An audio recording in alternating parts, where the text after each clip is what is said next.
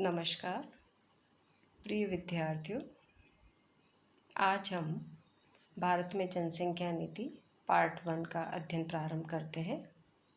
इससे पहले हमने जनसंख्या को विस्तृत रूप से समझा है। भारत में मानव संसाधनों के महत्व तथा उनकी विशेषताएं जान लेने के बाद यह प्रश्न स्वाभाविक है कि इन मानव संसाधनों में अनियंत्रित वृद्धि अर्थात जनसंख्या में विस्फोटक वृद्धि के कारण कौन कौन सी समस्याओं का जन्म हुआ है और उसके दुष्प्रभाव को रोकने के लिए देश में जनसंख्या नीति क्या रही है। इस क्रम में आज हम इस अध्याय पर चर्चा कर रहे हैं। जनसंख्या नीति से अर्थ उस सरकारी मान्यता से है जिसके अनुसार जनसंख्या के आकार और संरचना को अपनाया जाता है। प्रोफेसर एम चंद्रशेखर के अनुसार जनसंख्या नीति सरकार के द्वारा देश की जनसंख्या के आकार तथा संगठन में किसी सरकारी नियम या निर्देश के द्वारा परिवर्तन लाने का जानबूझकर किया गया प्रयत्न है। जनसंख्या नीति के द्वारा जनसंख्या वृद्धि को प्रोत्साहित या हतोत्साहित किया जाता है। यह नीति सभी देशों की एक सी नहीं होती है। इसका कारण है कि प्रत्येक देश के प्राकृतिक साधन एवं औद्योगिक स्तर भिन्न भिन्न होते हैं। एक देश की जनसंख्या संबंधी नीति भी सदा एक समान नहीं रहती है। इसमें समय समय पर आवश्यकता अनुसार परिवर्तन होते रहते हैं। इस विवरण से स्पष्ट होता है कि जनसंख्या नीति में मुख्य बातें कौन सी आती है। अब हम उसको देखते हैं। आवश्यकता अनुसार जनसंख्या में कमी या वृद्धि लाना। दूसरा है जनसंख्या नीति के अंतर्गत नियम या कानून बनाना। ऐसी नीति बनाना जिससे आर्थिक विकास प्रोत्साहित हो सके अर्थात जनसंख्या की संरचना में परिवर्तन आ सके। इस नीति की दूसरी बात यह है जन्म दर और मृत्यु दर में कमी लाना या उन दरों में परिवर्तन लाना। भारत में आर्थिक विकास के संदर्भ में सदैव जनसंख्या नीति पर ध्यान केंद्रित किया गया है और पंचवर्षीय योजनाओं में परिवार नियोजन के लिए धनराशि निश्चित की जाती रही है। लेकिन जनसंख्या की वार्षिक वृद्धि दर को कम करने की आवश्यकता निरंतर बनी रही। तत्कालीन केंद्रीय स्वास्थ्य व परिवार नियोजन मंत्री डॉक्टर करण सिंह ने 16 अप्रैल 1976 को राष्ट्रीय जनसंख्या नीति प्रस्तुत की थी। आज हम इसी का विस्तृत अध्ययन कर रहे हैं। नीति में कहा गया था कि यदि जनसंख्या की वर्तमान वृद्धि दर को कम नहीं किया गया तो इस शताब्दी के अंत तक 1 अरब हो जाएगी और जनसंख्या का यह विस्फोट हमारी आर्थिक विकास की सफलताओं को मिटा सकता है। इसलिए राष्ट्रीय जनसंख्या नीति अपनाने पर जोर दिया गया था। अब हम 1976 की जनसंख्या नीति की मुख्य बातों को समझ रहे हैं। सबसे पहले इसकी जो मुख्य बात थी वह थी शादी की उम्र का निर्धारण। यह निश्चित किया गया कि लड़कियों की शादी की न्यूनतम उम्र बढ़ाकर 18 वर्ष तथा लड़कों की 21 वर्ष कर दी जाए। इसके लिए कानून भी आवश्यक माना गया। शादी के अनिवार्य पंजीकरण पर बल दिया गया। दूसरी जो बात थी लोकसभा व राज्यों की विधानसभाओं में प्रतिनिधित्व 1971 की जनगणना के आधार पर 2001 तक स्थिर करने पर जोर दिया गया। इसका अभिप्राय यह है कि 1981 व 1991 की जनगणना के परिणाम लोकसभा और विधानसभाओं की सीटों के संयोजन व संशोधन में नहीं गिने जाएंगे। इसके लिए संविधान में संशोधन करना आवश्यक माना गया। तीसरी जो बात थी केंद्र द्वारा राज्य की योजनाओं में जो सहायता जनसंख्या को आधार मानकर निश्चित की जाती है तथा कर शुल्क व अनुदान सहायता का केंद्र से राज्यों की ओर जो हस्तांतरण जनसंख्या के आधार पर किया जाता है व 1971 की जनसंख्या के आंकड़ों के आधार पर 2001 तक जारी रखने पर जोर दिया गया। चौथा जो इसका मुख्य बात थी वो थी स्त्री शिक्षा में सुधार करने पर बल दिया गया। यह कहा गया कि मिडिल स्तर से आगे व पिछड़े क्षेत्रों में युवतियों के लिए अनौपचारिक शिक्षा प्रदान करने की योजनाएं चालू की जानी चाहिए। पाल पोषण कार्यक्रम पर अधिक ध्यान दिया गया। राज्य सरकारों को इन दोनों कार्यक्रमों पर विशेष रूप से बल देने के लिए कहा गया। नेक्स्ट जो बात थी वो थी छोटे परिवार को अपनाने का कार्य एक मंत्रालय की जिम्मेदारी न मानकर विभिन्न मंत्रालयों व राज्य पर भार डाला गया ताकि नागरिक स्वयं में जिम्मेदारी की भावना विकसित कर सके।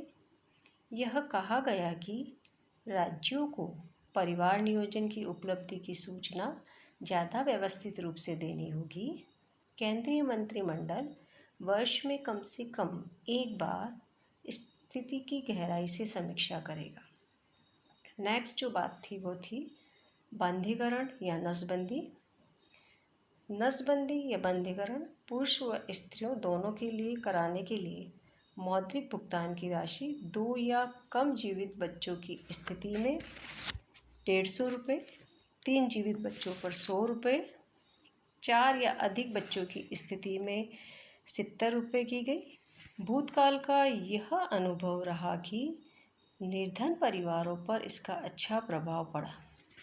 नेक्स्ट था समुदाय आधारित प्रेरणाएं बढ़ाना आवश्यक माना गया ताकि चिकित्सक, जिला व पंचायत समितियां, ग्रामीण स्तर पर अध्यापक, सहकारी समितियां व संगठित क्षेत्रों के श्रमिक अधिक मात्रा में परिवार नियोजन को लोकप्रिय बनाने में मदद दे सके। नेक्स्ट था सरकार द्वारा स्थानीय संस्थाओं व पंजीकृत ऐच्छिक संगठनों को परिवार नियोजन कार्यों के लिए धनराशि देने पर आयकर निर्धारण में पूरी रिबेट देने का निश्चय किया गया। अनुसंधान कार्यों को उचित प्रोत्साहन देने की भी घोषणा की गई। नेक्स्ट था कुछ राज्य परिवार नियोजन स्वीकार करने वालों को मकान व ऋण आदि देने में प्राथमिकताएं देते हैं। यह मामला वैयक्तिक राज्यों पर ही छोड़ा गया। केंद्रीय सरकार के कर्मचारियों को छोटा परिवार अपनाने पर जोर देने के लिए प्रेरित करने हेतु उनके सेवा और आचरण नियमों में आवश्यक परिवर्तन करने पर जोर दिया गया। नेक्स्ट था रेडियो, टेलीविज़न, प्रेस, फिल्म, नृत्य, गायन आदि के माध्यम से ग्रामीण जनता तक परिवार नियोजन का संदेश पहुंचाने का नया प्रयास चालू करने का महत्व स्वीकार किया गया ताकि यह कार्यक्रम शहरों के प्रबुद्ध व जागरूक व्यक्तियों तक ही सीमित न रहे। इस प्रकार से जनसंख्या नीति में व्यापक दृष्टिकोण अपनाया गया था। इनमें विशेष रूप से मौद्रिक प्रेरणाओं व शादी की न्यूनतम उम्र निर्धारित करने पर जोर दिया गया ताकि निकट भविष्य में जन्म दर कम की जा सके। लेकिन इस नीति के अंतर्गत बंधीकरण कार्यक्रम का वैयक्तिक राज्यों पर छोड़ दिया गया था। संपूर्ण नीति के विभिन्न कार्यक्रम काफ़ी विवेकपूर्ण रखे गए थे।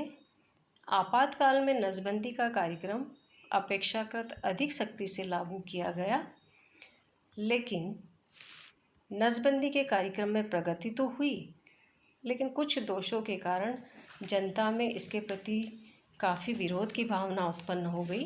अब हम एक एक करके इनके दोष को समझ रहे हैं। सबसे पहला दोष है केवल नसबंदी का लक्ष्य। राष्ट्रीय जनसंख्या नीति के अन्य पहलुओं को भुलाकर केवल नसबंदी के लक्ष्य को प्राप्त करने पर ही संपूर्ण ध्यान केंद्रित किया गया, जो उचित नहीं था। दूसरा दोष था नसबंदी कार्यक्रम अनिवार्य। राष्ट्रीय जनसंख्या नीति में नसबंदी कार्यक्रम को ऐच्छिक रखा गया था, लेकिन व्यवहार में इसे अनिवार्य बना दिया गया, क्योंकि इसको स्वीकार नहीं करने पर कई प्रकार की सुविधाओं से हाथ धोना पड़ सकता था। तीसरा है भ्रष्टाचार।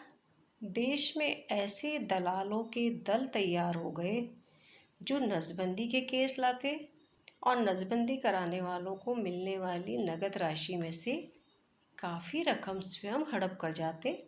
इससे भ्रष्टाचार को प्रोत्साहन मिला। नेक्स्ट था गाँवों में छापे मारना। ऐसे कई मामले सामने आए जिसमें पुलिस का सहारा लेकर गाँवों में प्रातःकाल छापे मारे गए। लोगों को, विशेष रूप से ग्रामीण व्यक्तियों को जबरन नसबंदी कैंप में पहुंचाया गया। इससे ग्रामीण लोग काफ़ी आतंकित हो गए।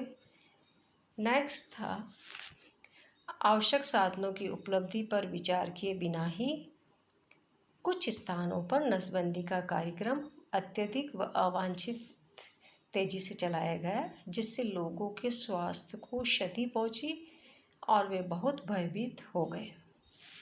स्वाभाविक है कि लोकतांत्रिक परंपरा वाले देश में ऐसे कदमों के प्रति जनता में असंतोष फैला और तत्कालीन केंद्रीय स्वास्थ्य मंत्री श्री राज नारायण द्वारा 6 जून 1977 को राष्ट्रीय जनसंख्या नीति का संशोधित रूप सामने रखा गया, जिसमें निम्न संशोधन किए गए।